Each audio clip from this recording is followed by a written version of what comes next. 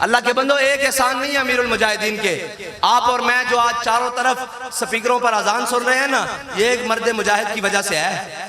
ورنہ اس معاشرے کے اندر ہم نے ان گناہگار آنکھوں سے دیکھا بڑے بڑے جل مولوی،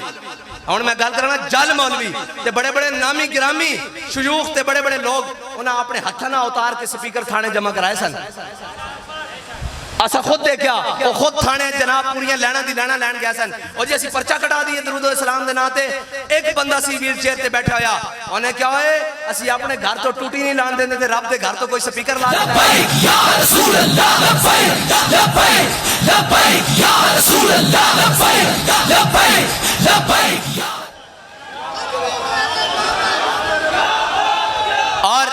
اور ہم اثر سارے علماء ہیں، لیکن دیکھ لینا تاریخ ایک کو یاد رکھے گی،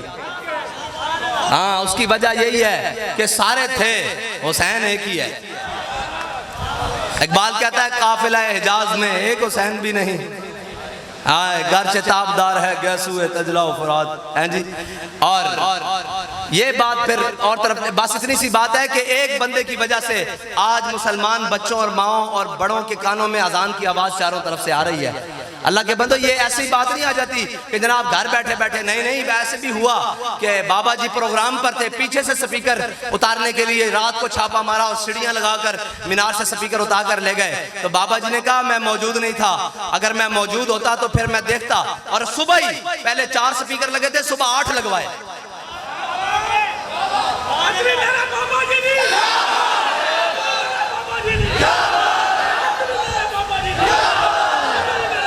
لیکن بھائی یہ بات یہ نہیں ہے کہ ضد کی بات نہیں، دین کی غیرت کی بات تھی، ہاں دین کی غیرت کی بات۔ مجھے یہ بتائیں ہمارے گھر کے باہر ایک نمبر پلیٹ ہمارے نام کی لگی ہو، کوئی اتار دے ہم اسے بخشیں گے؟ تو رب کے گھر سے سپیکر اترے تھے، پھر غیرت مند آدمی کو غیرت آتی ہے نا، ہاں بس اتنی سی بات ہے۔ ہاں غیرت بڑی چیز ہے جہاں نے تگ و دو میں، پہناتی ہے درویش کو تاج سر دارا، ہاں پہناتی ہے درویش کو تاج سر دارا، وہ درویش جو جناب چٹائی پر بیٹھ کر ضرب یضرب گردانے پڑھاتا تھا، لیکن ایک بات ہے ضرب یضرب پڑھاتے ہوئے بھی حضرت مثنی اور حضرت کاکا کی باتیں سنائی ہیں، حضرت خالد کی باتیں سنائی ہیں، حضرت شرحبیل کی باتیں سنائی ہیں، حضرت سعید بن عامر الجمحی کی باتیں سنائی ہیں، حضرت درار بن ازور کی باتیں سنائی ہیں۔ یہ جو ہم نے دین بیان کیا ہے نا کہ جناب سامنے دیکھ کر بندہ دین بیان کرے، جناب وہ ناراض تو نہیں ہو رہا، یہ دین کا مزاج نہیں ہے۔ دین کا مزاج یہ ہے کہ سامنے اگر کوئی آ جائے حضور کے مخالف، اور کوئی روکنے والا آ جائے دین کو، اور دین کا رستہ روکنے والا آ جائے، تو پھر مزاج حضرت عبداللہ بن رواحہ والا ہونا چاہیے کہ خلو بن الکفار عن سبیلی الیوم نضربکم علی تنزیلی، فرمایا ہٹ جاؤ کافر تو بچو حضور آ رہا ہے۔ اے اگر کسی نے ایسا زبان سنی صحابہ دی زبان ہے، کسی نے اسلام دی ترجمانی کی تھی تو امیر المجاہدین ہے، اور ساڑھے کو نمونہ موجود ہے۔ اور حضرت امام حسین نے کتنے حج کیے ہیں بھائی؟ ہاں جی ایک منٹ دوسری جو پڑھو، باقی 10 جی علماء ویسے ہی حضرات اتفاق، ہاں جی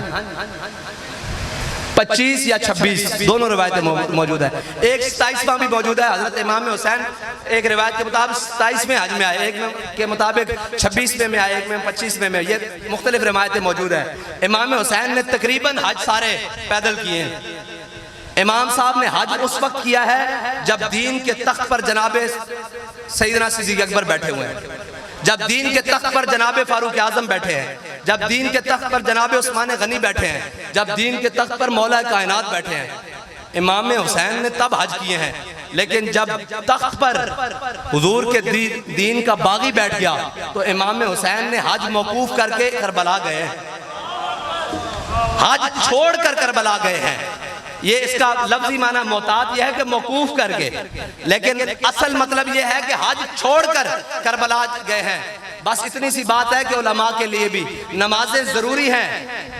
فرض ہیں، ہر صورت میں فرض ہیں، لیکن ایک بات ضروری ہے کہ ہمارے امام نے بتایا با خدا خدا کا یہی ہے در،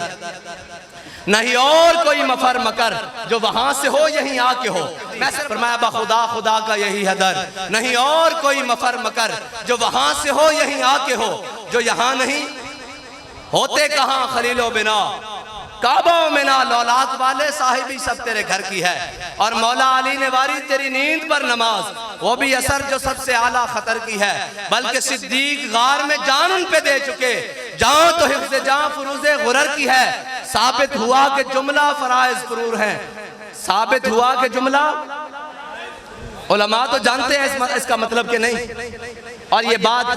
وہ نہیں کر رہا کہ جو مجددیت کا دعویٰ کر کے کینیڈا بھاگ جائے، کینیڈا کے ویزوں کے پیچھے نہیں رہا، ہاں اپنا دین بیچ کر ویزوں کے لیے اور امریکہ کے لیے اور یورپ کے لیے بھاگنے والا نہیں، رضا مدینے سے لوٹے مجدد کی سند لے کر، ہاں جی، ثابت ہوا کہ جملہ فرائض فرو ہیں، اصل الاصول بندگی استاج ور کی ہے۔ ہاں سارے مولوی اپنے دور میں موجود تھے، لیکن میدان میں نکل کر پیر مہر علی شاہ آیا ہے، کانے کے مقابلے میں، دجال کے مقابلے میں، تو قیامت تک نام بھی مہر علی شاہ کا ہی رہے گا۔ بس یہ ایک اتنی سی بات ہے، جو دین کے لیے میدان میں آئے گا، اور میدان میں آئے گا بھی حسین کی طرح، قیامت تک نام بھی اسی کا رہ جائے گا۔ بس آخری بات، اور مسلمان کی تعریف دو لفظوں کی ہے، کوئی لمبی چوڑی نہیں ہے، ہم آج وہ مسلمان ہیں، وضع میں ہو تم نصارہ اور تمدن میں ہنود، یہ وہ مسلم ہیں جنہیں دیکھ کے شرمائیں یہود۔ آج عیسائیوں کے معاہدہ نجران کے نام پر اخبار میں اتنی بڑی وہ جناب چھاپا جا رہا ہے کہ یہ حضور نے عیسائیوں سے معاہدے کیے۔ میں نے کہا خبیثو، اس معاہدے کی صحت پر بھی ہم تم سے بات کر لیتے ہیں، اس معاہدے کی اصل پر بھی ہم تم سے بات کر لیتے ہیں۔ جس طرح تم نے وہ کوڑے والی حدیث گھڑی تھی، اس میں بھی تم نے بہت ساری چیزیں گھڑی ہیں، وہ تو ہم آئیں گے میدان میں تمہیں بتائیں گے نا، پھر تمہارا باپ بھی نہیں لا سکے گا کتابوں سے۔ ہم تو کچی بات تو کرتے نہیں نا، ہاں جی، نصاب میں بھی تم پڑھاتے رہے ہو، وہ جناب وہ عورت کوڑا پھینکتی رہی، وہ عورت کوڑا پھینکتی رہی، سارے ہم بھی لائی لگ گئے جناب، کفر سے اتنے ڈرے ہوئے جی، نصاب میں آ گئی اب بات۔ فرمایا ایک ہی بندہ اٹھا، اس نے کہا کون سا کوڑا پھینکتی رہی؟ یہاں تو سکا بھتیجا پیچھے کھڑا ہے، چاچا سامنے کھڑا ہے۔ انہوں نے کہا آخر یدک عن لحیۃ رسول اللہ تو اللہ تصل الیک، فرمایا تو بھامے چاچا خوشامد واسطے حضور دی داڑھی والا ہاتھ کر رہا، پیچھے کر ہاتھ دوبارہ ودے تو کٹے ہوئے واپس جائے گا۔ رسول اللہ لبیک لبیک لبیک یا رسول اللہ لبیک لبیک لبیک یا رسول اللہ لبیک لبیک لبیک یا رسول اللہ۔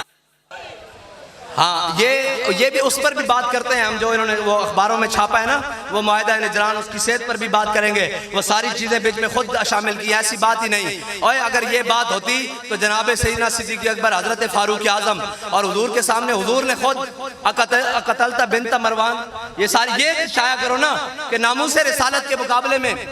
یہ کہتے ہیں کہ ناموس رسالت کے مقابلے میں عقلیت کو لاتے ہیں، وہ چرچ کی چند دیواریں جل گئی ان کو لاتے ہیں۔ میں نے کہا ہمارے امام نے کہا کروں تیرے نام پہ جان فدا، آگے کیا کہا ہے؟ نہ بس ایک جہاں دو جہاں فدا۔ تم حضور کی ناموس کے مقابلے میں، قرآن کی عزت کے مقابلے میں تم اقلیت کی بات کرتے ہو، اور بھائی قرآن حضور کی ناموس کے مقابلے میں یہاں ہمارے پاس شواہد موجود ہے، بلکہ ہمارے پاس حقیقی روایتیں موجود ہیں، سچی اور صحیح حدیثیں موجود ہیں۔ حضرت محیصہ پہلے مسلمان ہو گئے اور خویصہ بڑے بھائی ہیں، یہ بعد میں مسلمان ہوئے، محیصہ چھوٹے ہیں خویصہ بڑے ہیں۔ حضرت محیصہ کو حضور نے حکم دیا کہ فلاں یہودی کو مارو، وہ مار کے جب گھر آئے تو ان کا بڑا بھائی خویصہ کہنے لگے کہ یار تو بڑا نمک حرام ہے، اس کے جناب اس کے ادھار سے ہمارے رگوں میں خون چلتا ہے، اور یہ ہمیں ادھار دیتا تھا، ہم اس کی گندم لے کر کھاتے تھے، اور تو نے اپنے نبی کے کہنے پر اس کو مار دیا ہے۔ تو حضرت محیصہ نے کہا کہ گھر میں بات ہو گئی تو گھر میں رہ جائے گی، یہ پھر قیامت تک کے لیے 1450 سال بعد آنے والے جو حضور کے غلام ہیں ان کو کیسے پتہ لگے گا کہ بڑے چھوٹے بھائی نے بڑے بھائی سے بات کیسے کی حضور کی عزت پر؟ ابھی وہ مسلمان نہیں ہوئے، اپنے بڑے بھائی کا ہاتھ پکڑا اور باہر چوک میں گلی میں لے آئے، کہا یلوم ابن امی، فرمایا یہ میری ماں جایا، ماں جایا تو تھا نا، بڑا نہیں کہا یہ میری ماں جایا مجھے ملامت کرتا ہے کہ میں نے یہودی کو کیوں مارا۔ فرمایا اگر حضور حکم دے تو میں اس کا سر بھی اتار کے رکھ دوں گا۔